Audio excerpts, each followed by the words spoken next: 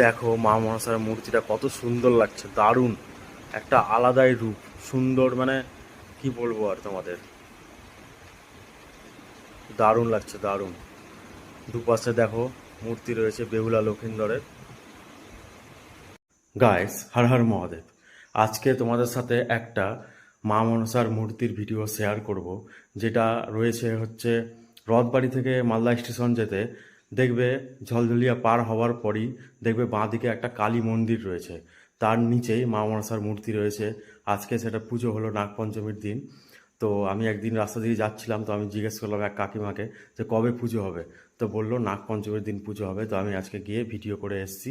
তোমরা ভিডিওটা ভালো লাগলে একটা লাইক কমেন্ট আর শেয়ার করে দিও।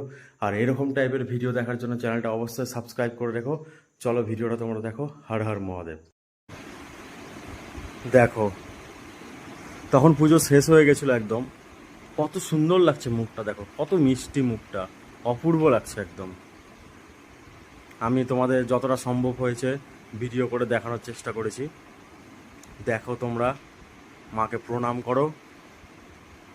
আর যারা ঝলঝলিয়ার আশেপাশে যারা রয়েছো তারা অবশ্যই কমেন্ট করে আমাকে জানিও। দেখো কত সুন্দর লাগছে।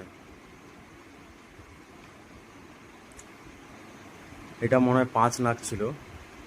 উপরে দেখো কি সুন্দর মুটুক পরানো রয়েছে। 5 নাগ, হ্যাঁ 5 নাগই ছিল এটা।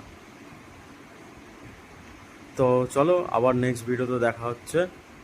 তোমরা অবশ্যই কমেন্টে জয় মা মনসা টাইপ করবে, কমেন্ট করে জানাবে আমাকে কেমন লাগলো ভিডিওটা।